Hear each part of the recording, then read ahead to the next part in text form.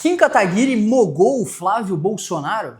Diz aí. Cara, é isso mesmo, e de quebra ele também deu uma mogada na Mônica, né? Que você, inclusive, não tá colocando nos vídeos, você tem que colocar, pô. Eu não coloquei no último?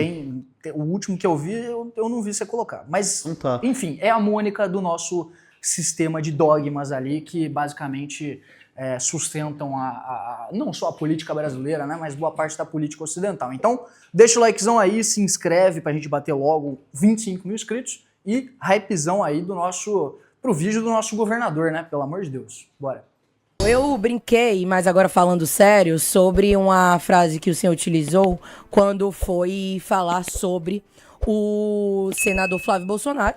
Você o chama, num tom de crítica, dura inclusive, de feminista de esquerda. Eu queria que o senhor trouxesse aqui a sua explanação sobre o assunto e especialmente sobre o termo utilizado ali na forma de criticar o senador Flávio Bolsonaro. Bom, o feminismo de esquerda é o feminismo contemporâneo, né? Acho que a Camille Paglia, que é uma feminista, deu uma definição muito interessante sobre esse feminismo que, na realidade, ele não busca a libertação, né? Ele busca substituir a dependência da mulher em relação ao homem para transformar numa dependência em relação ao Estado, né? É a crítica que ela faz ao feminismo pós-moderno. O feminismo de esquerda é um feminismo muito diferente do Stuart Mill, por exemplo, lá atrás, que era um liberal, que defendia o direito das mulheres à propriedade privada, que defendia o direito das mulheres na independência do seu relacionamento, que defendia o direito ao sufrágio. De fato, conquistas de igualdade para as mulheres, né? E não de divisão, como hoje tem um conceito de lugar de fala, né? Como se apenas negros podem discutir políticas públicas para negros, apenas mulheres podem discutir políticas públicas para mulheres. E esse projeto ele vem nesse sentido, né, de dar uma condição desigual legalmente em relação a ofensas contra mulheres e ofensas contra homens, né? Hoje já existe uma legislação, e eu defendo que ela seja endurecida, contra aqueles que agridem, contra aqueles que estupram, contra aqueles que matam mulheres. Isso, de fato, prejudica, isso, de fato, afeta o dia a dia e coloca em insegurança as mulheres. Agora, você colocar como um crime, aspas, intenção de ter aversão a mulheres, fecha aspas. Isso é incompatível com o tipo penal. Isso é incompatível com uma legislação que pode dar 5 anos de cadeia, até 7 anos e meio se for cometido com concurso de pessoas, né? Isso sem falar na equiparação ao racismo. Ainda que quem defenda que haja esse tipo específico da misoginia, não é racismo, não tem nada a ver com antirracismo, né? A inclusão está absolutamente equivocada. Então, esse posicionamento por parte de Flávio Bolsonaro, que agora ele próprio diz que, na verdade, ele é contra. Ele votou a favor, disse que foi uma armadilha do PT, só que ele é o senador da República. O mínimo que se espera é que ele saiba colocar o dedo no painel para decidir sim. Bom, a gente já reagiu aqui ao vídeo do Flávio, né? Então, mas, cara, a gente reconhece, né? Realmente é muito difícil, né? Votar, né? Saber o que tá votando e tal, né? Acompanhar a pauta ali, né? Ver quais são os projetos em pauta, né? Tomar uma posição ali nesses projetos, realmente é uma coisa muito difícil mesmo pro nosso senador fazer, né, cara? Porque ele tá sozinho, né? Daí ele não tem os assessores dele pra trabalhar pra ele, né? Pra quem não viu o vídeo, veja o vídeo lá do Flávio, né? Porque ele também falou que a orientação do PL era de votar a favor. Que a orientação... Não, mas eu tava falando da questão da votação do fundo eleitoral lá. Ah, tá. Que ele também disse que, tipo, não tinha visto direito e não sei o quê. Então, assim, realmente... Dia cheio de entrevista. Então, cara, realmente, assim, cara, tadinho do nosso senador, né, cara? Ele é muito difícil, né, saber como é que vota ali e tal, é difícil. Não. Aí ele disse que caiu numa armadilha, mas que armadilha é essa? Que você vai lá e vota a favor dessa armadilha. Todo mundo sabia do que o projeto se tratava, né? Ele, evidentemente, o Flávio, é um dos senadores, um dos congressistas despreparados, né? Daqueles que não leem o que votam, daqueles que não têm nenhum aprofundamento teórico, por aí vai. Então, esse amadorismo dele, né, que leva a exercer um mandato absolutamente vazio de senador da República, como também passou completamente batido pela Assembleia do Rio de Janeiro. O tema desse ano, né, a eleição, né, de presidência e também de governo de São Paulo, né, a missão está chegando, é o partido novo aí do MBL, e tem a informação de que o senhor estava decidindo se seria candidato ao governo de São Paulo, se não seria, né, como é que vai ser, né, a sua eleição esse ano, e também como o senhor está vendo a candidatura de Renan Santos, né, essa evolução. Renan Santos ainda tá patinando, né, ele não conseguiu ainda, pelo menos nas pesquisas, furar esse bloqueio, nessa polarização já aposta entre Flávio Bolsonaro e Lula, né? Então como é que o Missão vai chegar nesse ano, tanto em São Paulo quanto no Brasil? Tá bom, primeiro a minha expectativa é muito positiva, né? Eu não estava no meu radar disputar o governo do estado de São Paulo, só entrou na minha avaliação por causa do meu número nas pesquisas, né? De 5% a 13%, dependendo do cenário e dependendo da pesquisa, é muito voto, né? A gente está falando aí de 2 a 5 milhões de votos de paulistas que estão insatisfeitos com o governo, mesmo tendo um governo que estaria no espectro da direita, o mesmo espectro que eu. Então, o fato de ser cogitado e ter sido colocado nas pesquisas, mesmo sem eu nunca falar sobre essa intenção de ser candidato, me anima, mas é uma avaliação que eu vou fazer em junho, né? Fazendo avaliação de como votar nas pesquisas, de como vai estar a chapa do Partido Missão em São Paulo, que a gente fecha agora, né, nessa janela aí daqui a 3 dias, né, que é o prazo de filiação. Em relação à candidatura do Renan Santos, você disse que não furou o bloqueio. O primeiro desafio do Renan é se tornar conhecido. E ainda sendo o mais desconhecido... Ô, mano, que mina chata, cara. Ela não presta atenção na... Pô, cara, isso é muito feio, velho. Isso é muito feio. Ela não parou... Desde que começou a entrevista, ela fica...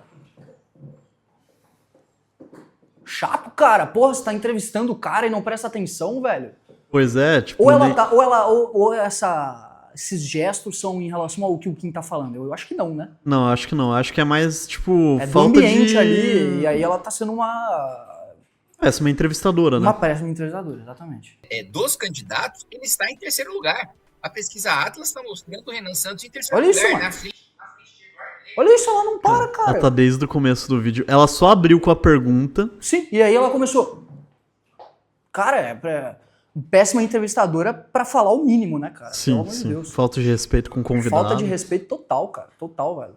Na frente de Eduardo Leite, foi governador 2 vezes. Caiado, senador da República, já foi candidato à presidência da República. Governador 2 vezes. Na frente de Zema, governador 2 vezes. Amplo espaço na grande imprensa. Todos esses 3 tiveram amplo espaço em TV aberta, coisa que Renan Santos nunca teve. O Renan nunca disputou uma eleição. Está em terceiro lugar, sendo o mais desconhecido dos candidatos. Então, assim, essa questão de furar o bloqueio é uma questão de tempo. Primeiro ele se torna conhecido, a margem, né, a taxa, digamos assim, de conhece e vota do Renan é a melhor de todas, né, porque ele é muito desconhecido ainda, né, 80%, 70% das pessoas não conhecem e ainda assim ele já faz 5% das intenções de voto numa votação, numa eleição nacional que ele nunca disputou. Então, eu pessoalmente estou muito otimista com a candidatura do Renan. É o único que mistura 2 coisas que estão fora de moda na política brasileira. Primeiro é a honestidade e segundo, um programa sólido para qualquer área, para qualquer política pública que você queira colocar, das principais do país. Nós temos um programa muito sólido que nós estamos consolidando, terminando de consolidar agora, no que a gente chama de livro amarelo, que é o resultado de pesquisas de especialistas que trabalharam voluntariamente para o movimento, fizeram essas discussões, essas pesquisas, e que agora a gente consolida tudo isso no livro amarelo, que eu estou tendo o prazer aí de ser o revisor. Agora, deputado, o MBL, né, foi um movimento que impulsionou, né, os protestos aí contra a ex-presidente Dilma Rousseff e também é apontado como responsável pela ascensão da extrema-direita no Brasil, né, e também a chegada do bolsonarismo, né, que hoje, né, o senhor critica, né, o MBL critica. O senhor faria uma autocrítica a respeito dessa última década, desses últimos 15 anos, né, do MBL? O movimento errou em algum ponto? O que o senhor poderia fazer de avaliação em relação a isso nesses últimos anos? Não, primeiro que eu não vejo nenhuma responsabilidade de MBL em ascensão de extrema-direita nenhuma. Pelo contrário, o MBL sempre foi um movimento, a exemplo do meu mandato, de propostas de defesa das instituições. Agora, nós somos radicalmente contra, né, a maioria esmagadora da classe política, da elite do judiciário, que aí está. né? E nisso nós somos radicais. E Eu vejo. A gente é a própria extrema-direita, assim, dentro do caralho. Porra. Cara, e pior que, tipo, eu reparei ali, a mina continuou falando. Não, chata, cara. Chata, pelo amor de Deus. E, cara, era só fazer a parada que eles fizeram ali na exatamente, metade do vídeo. Exatamente. Deixa a câmera dele cheia. Ou tira ela, sei lá, velho. Tira ela daí, mano. Pois é, ela não Ou tira contribui. ela do programa, inclusive. Tira. Porra. Cara, pior que eu tava olhando ali o fundo do cenário do King, que tem os bagulho de One Piece, né, velho? Sim. Cara, recentemente eu vi aquele vídeo do Jair Renan, velho. Ah, Com cara, a não, bandeira. sério, cara, assim, ó. Ah, cara, eu fico muito triste, cara. Porque assim, ó, eu não sou um cara dos animes, mas um dos animes que eu assisti, dos poucos animes que eu assisti, é One Piece. E eu gosto pra um cacete de One Piece. Pra ter uma ideia, eu tô revendo One Piece com a minha noiva agora, porque eu obriguei ela a ver, né? E aí agora obviamente ela gosta pra cacete também. E quer ver todo dia e tal, mas, tipo, eu tô revendo, né? São 1000 episódios, né? Eu tô revendo. Isso que eu ia falar, ela demorou quantas centenas de episódios pra começar a gostar? Porra. Porque um papo que tem em comum da tem fanbase é o clássico, né? É o tipo, clássico. fica bom depois Mano, do 400. Eu sou fanboy, então, mano, pra mim é bom desde o início, mas é óbvio que, tipo assim, que o negócio começa a escalar, assim, que tu não quer parar de ver, pelo menos ali depois de Water 7, provavelmente, de Enies Lobby, que o negócio começa a ficar cada vez melhor até chegar lá em Marineford e tal, Pô, do caralho. eu vejo bastante gente falando que Skypiea já fica da hora, tá ligado? Porra, pra mim é o contrário, mas da onde que você ouviu isso aí, velho? Pô, amigos meus que vêm. Tipo, eu quitei em Alabasta. Então, Pô, eu achei um puta arco foda. Então, Alabasta é muito bom, velho. Sim, eu achei um puta arco foda, mas chega no final, ninguém que o anime diz que morreu, aí eu falei, velho, fui feito de otário. Sim. Bom, eu não vou... É que o Oda, ele dá importância pra morte, né, mas enfim. E assim, mas, cara, Skypiea, pra mim, eu não gosto muito do arco de Skypiea, na realidade. Eu já ouvi isso de muitas pessoas, na realidade. Uhum. Mas, enfim, o ponto o One Piece é do caralho, né? E aí o One Piece tá virando um símbolo político da geração Z, tá ligado? Sabe um negócio da hora, velho? O primeiro movimento de massas urbano do país, que, tipo, organizado, que teve símbolo e tal, de resistência a alguma coisa, sabe qual que era o símbolo desse movimento? Aqui no Brasil? Daqui do Brasil. Era Jolly Roger do One Piece lá? A bandeira, né, no caso. Não, definitivamente eles não estavam com a bandeira de One Piece lá, né? É em 1830 essa porra. Ah, tá. Eu pensei que era da mais recente. Não. Cara... Era chapéu de palha. Tá nem ligado? fudendo. E tipo assim, era por quê? Porque era uma contraposição à elite que era chapéu fino, tá ligado? Que era aqueles chapéuzinhos e tal. Naquela época todo mundo usava chapéu, né? E aí pra simbolizar o movimento de massas anti-elite, digamos assim, anti-elite estabelecida no país, era chapéu de palha, o símbolo deles, tá ligado? Cara, e fazendo um paralelo ao anime, tipo, era realmente o bando do chapéu de palha, né, velho? É o bando de chapéu de palha, exatamente. Caralho, velho, que exatamente. foda. E hoje o chapéu de palha tá virando um símbolo de resistência às elites de novo, tá ligado? Sim, da geração Z, inclusive. Da geração Z, exato. Nepal, México também teve, né? Um cara do caralho. Então, tipo assim, cara, várias simbologias e tal, eu gosto pra cacete, aí vem o Jair Renan. Dos cidadãos do Cara, sistema de Balneário Camboriú. O maluco que gasta todo o intelecto dele pra conseguir formular uma frase sem gaguejar, sem sair feio. Cara, e sabe o pior? Ele nunca deve ter visto One Piece. Ele, tipo, ele deve ter botado no chat GPT lá, ele viu, né, que tava lá... Que tava moda, lá, né? que tava, tá na moda aí, a geração Z tá usando o One Piece como símbolo, aí ele falou, eu vou usar isso aí também. Chat GPT, faça uma relação de One Piece com a política censura, brasileira. Ditadura, o STF, faça aí, plau. Aí ele deu o roteiro lá e ele gravou, tá ligado? O pior é que, tipo, aquele vídeo é muito feio, velho. Ele querendo equiparar a censura e tal com o governo mundial queimando O'Hara lá. O'Hara, assim. Sim. Muito ruim, cara, pariu, muito velho. ruim. Exemplo do meu mandato de propostas de defesa das instituições. Agora, nós somos radicalmente contra, né, a maioria esmagadora da classe política, da elite do judiciário, que aí está. Né? E nisso nós somos radicais. E as nossas propostas são as mais radicais para a economia, são as mais radicais para a segurança pública, são as mais radicais em relação ao Supremo Tribunal Federal. Estou terminando de desenhar uma PEC que construí durante anos para retirar o Supremo Tribunal Federal do Poder Judiciário. Eu sempre vi algumas medidas pontuais, né? Acabar com decisão monocrática, ter mandato, tudo isso é importante. Mas nada disso resolve que o Supremo não perder o poder de julgar casos concretos, inclusive de julgar parlamentares. Porque, olha, se quem responsabiliza o Supremo é o Senado da República, quem julga o Senado é o Supremo Tribunal Federal, nunca ninguém vai punir ninguém, né? Então, esse desenho institucional está errado. Nós temos propostas... nós somos o único movimento que temos independência para falar de escândalos de banco master, inclusive que envolve bastante aqui, né, a política baiana, para falar de todos os lados, para falar de todas as vertentes.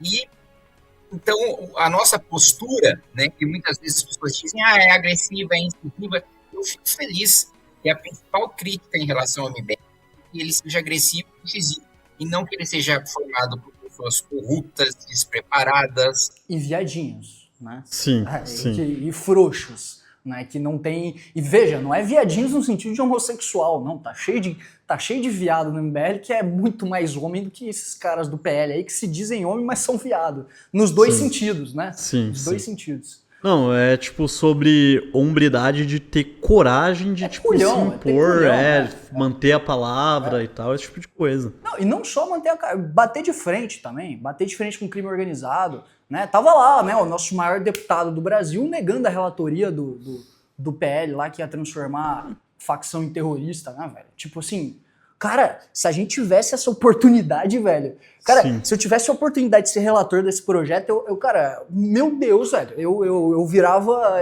Eu fazia uma festa pra mim mesmo, só pra comemorar de ser relator desse projeto, tá ligado? Cara, mas assim, ele preferiu subir na tribuna de peruca, né, velho? Baita ato de coragem. Corajoso. Ele se revelou pro Brasil. Corajoso.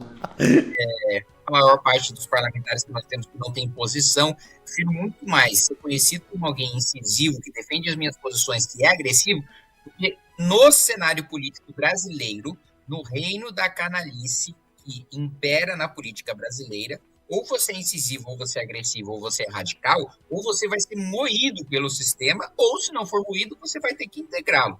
Então, assim, não tenho nenhuma autocrítica, acho que a gente é duro na medida correta, né, no nível de corrupção institucionalizada que a gente tem hoje. Se a gente não tiver pessoas com coragem para defender medidas duras, para enfrentar de maneira incisiva e agressiva os corruptos que governam o nosso país, todas as esferas, no legislativo, no executivo e no judiciário, o país nunca vai mudar. Deputado, quando o senhor fala, né, que fica feliz, inclusive, quando escuta que vocês são agressivos, incisivos, enfim, me preocupa a linha tênue disso com alimentar discursos de ódio. E hoje a gente vê, por exemplo, existe, é claro, um apelo a endurecimento de penas.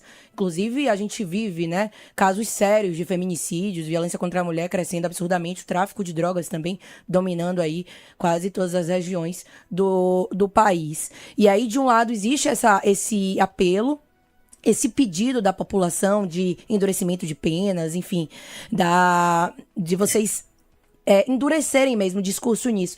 Mas será que a gente deixa, quando a gente foca nisso, a gente deixa de olhar, por exemplo, para a raiz do problema, né? Voltar mesmo para a educação desses meninos e dessas meninas. Aonde é que o tráfico domina? Quem é que cuida? Quem é que educa? O discurso de ódio que chega para essas pessoas, né? Em escolas nobres também. Classe média, classe alta, como é que esse discurso, essa agressividade, enfim, essa forma incisiva de se colocar em alguns assuntos pode repercutir em alguns nichos? Você me entende? Eu me preocupo quando você me traz... você definisse. Esse discurso mais agressivo, mais incisivo, ele justamente ataca o problema. Abordar com tipo, mais educação na escola primária, sei lá o que e tal. Esse discursinho de Mônica aí, né, que eu vou botar na tela agora, é justamente o que fortalece ou mantém a roda do crime acontecendo. Aqui mesmo, no exemplo, dá pra ver ali que, tipo, é um ciclo fechado em si mesmo. Sim. Os direitos humanos garantem que o presidiário tenha os seus direitos garantidos e comece a perpetue seus crimes, né? Pra você ver qual é o mesmo papo da minha polêmica do Pará é um lixo. Sim. O ponto não é a pauta que eu tô botando na mesa. A pauta que eu estou botando na mesa é muito difícil você discordar, né? Então eles focam no quê? Ah, mas é muito agressivo. Na polêmica. É muito agressivo. E como que isso vai repercutir no não sei o quê? E como que o cidadão vai se sentir quando ouvir isso? Mano, velho, o papo é reto, tá? O papo é reto. Inclusive eu dei uma entrevista recentemente e eu falei, se a realidade é dura, a palavra vai ser dura também. E tem que ser. Tem que ser. Já deu de fingir que tá tudo certo.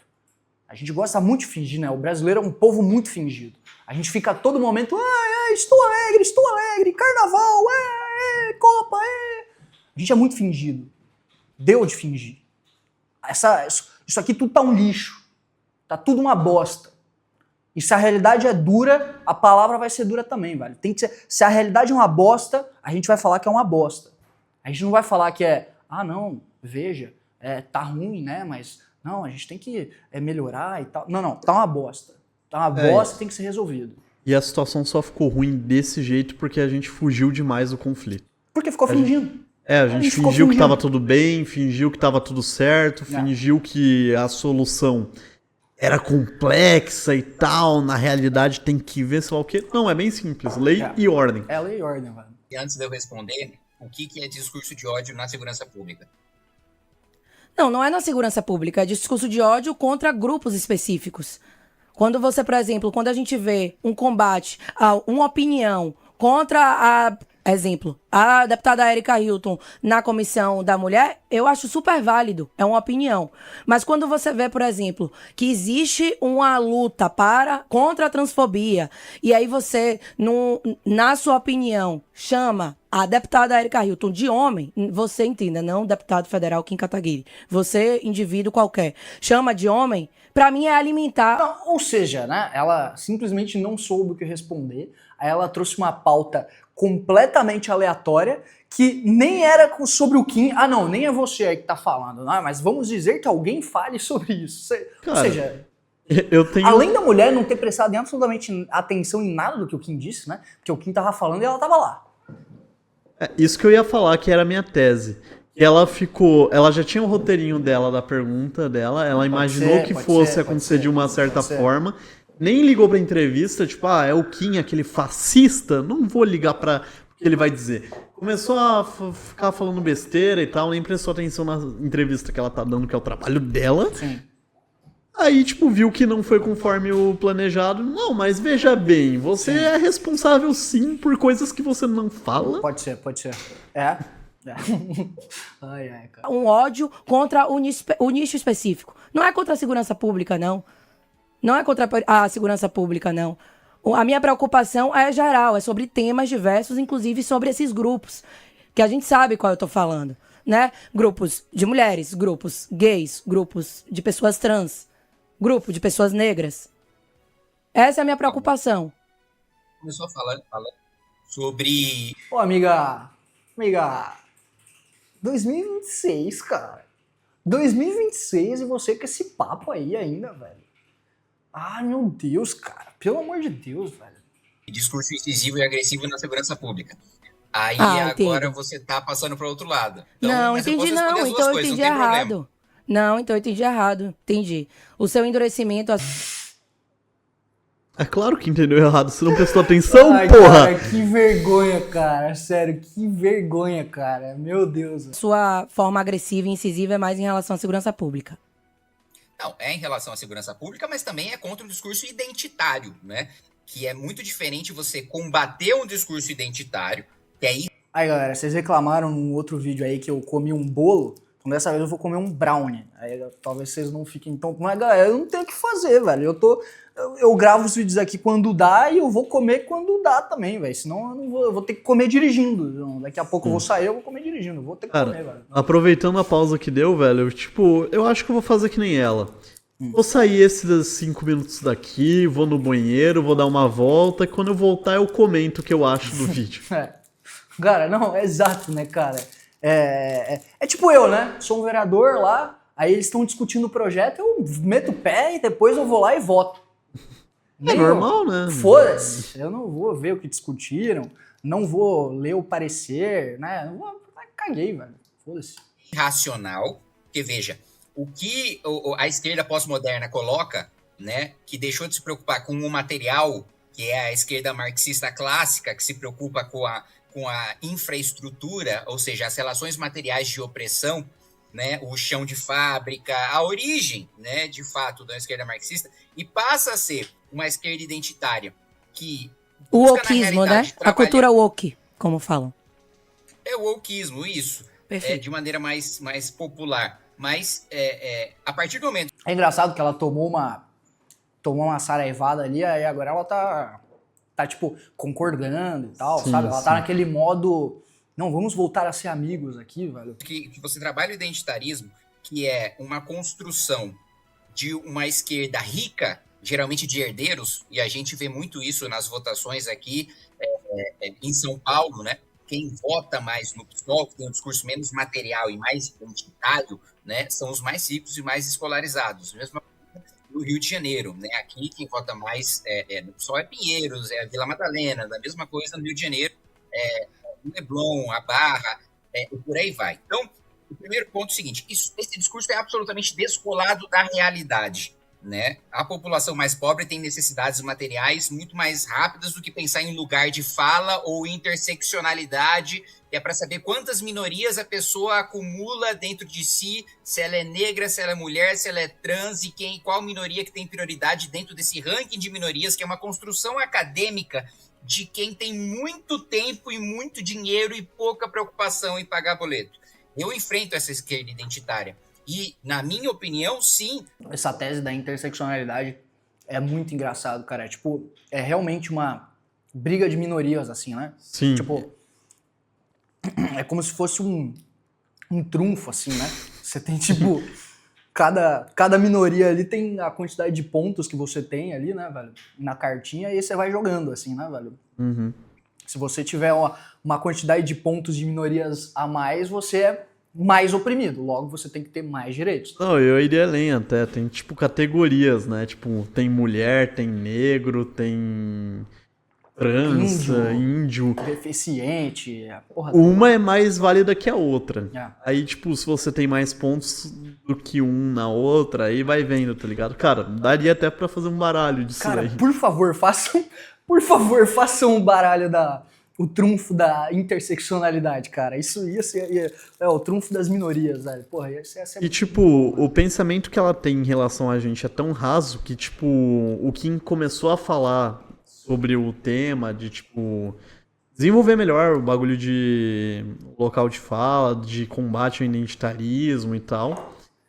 E ela já puxou aquele negócio lá de cultura woke, né? É aquele negocinho que vocês fascistas falam, né? Ranking de minorias, que é uma construção acadêmica de quem tem muito tempo e muito dinheiro e pouca preocupação em pagar boleto. Eu enfrento essa esquerda identitária. E, na minha opinião, sim, a Erika Hilton, ela é um homem. E ela tem o direito de existir, e ela tem o direito de se comportar, e ela tem o direito de, se quiser fazer cirurgia de transição de sexo, ela tem direito de se vestir da maneira como ela se bem entender, ela tem uma maneira de se definir como bem entender, sem sofrer nenhum tipo de ataque, de ser atacada na rua, de ser morta, de ser agredida. Zero, defendo sua completa integridade física.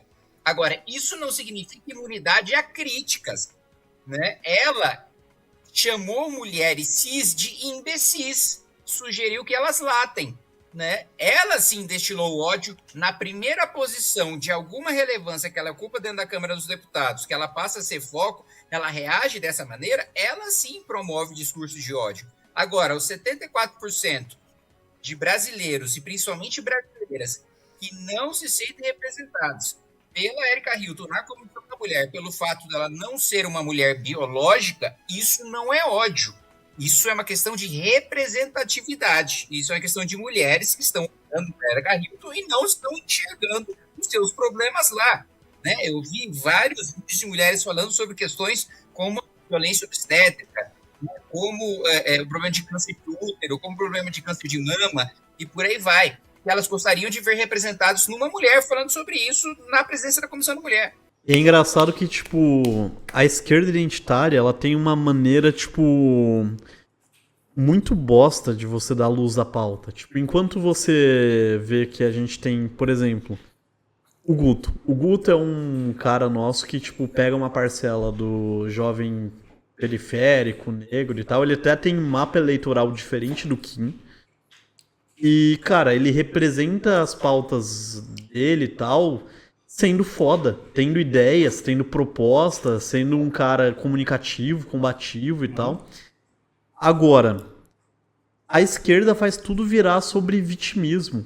Ai, como eu sou negro, como eu sofri. Ai, como eu sou mulher, como eu sofri. Ai, como eu sou gay, então, como eu sofri. E aí, é até clichê falar isso, mas é que isso parte daquela perspectiva de que o mundo é esse lugar binário, né, de opressores e oprimidos, né?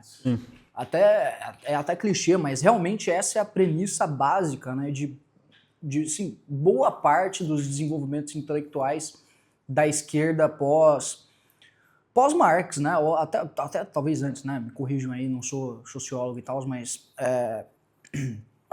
assim, é a premissa básica, né, é o fundamento das teorias desenvolvidas pela esquerda, pós-Marx, principalmente, é muito isso, assim, é tudo baseado nessa relação de opressor e oprimido, né, como se não tivesse outras variáveis envolvidas, como se não tivesse e a gente até tem vários aí historiadores, sociólogos, né, que são mais do campo da direita que falam, cara, a guerra de classes existe, né, e etc, mas, cara, isso não é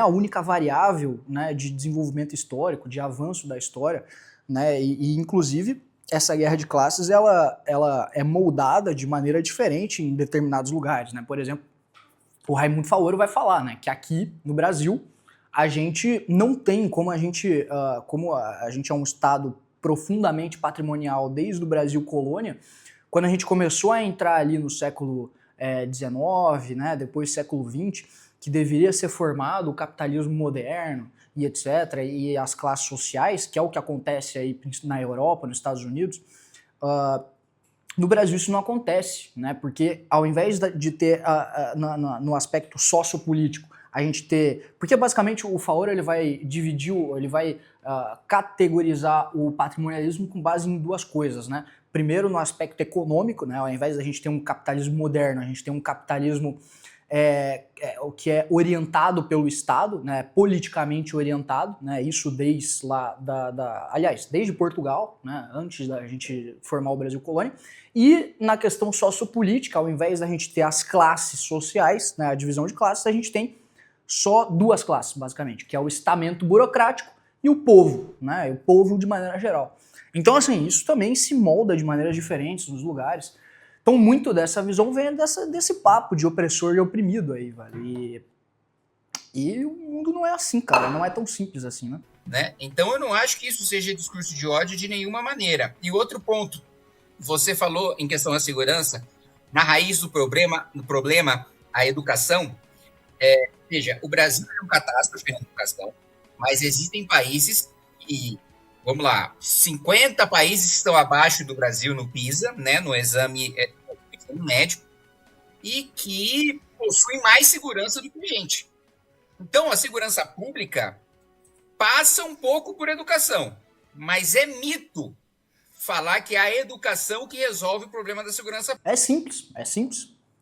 Vai lá ver como é que é a educação de Drav. Drav é uma favela lá na Índia que fica...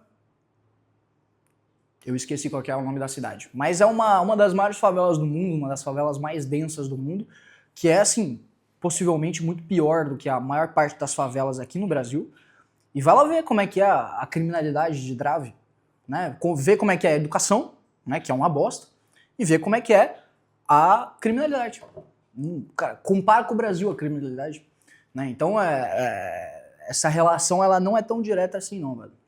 Pública, ou a desigualdade social, que é a principal questão da segurança pública. Países muito mais pobres do que o Brasil têm um nível de segurança maior. Então, primeiro é uma questão de lei e ordem.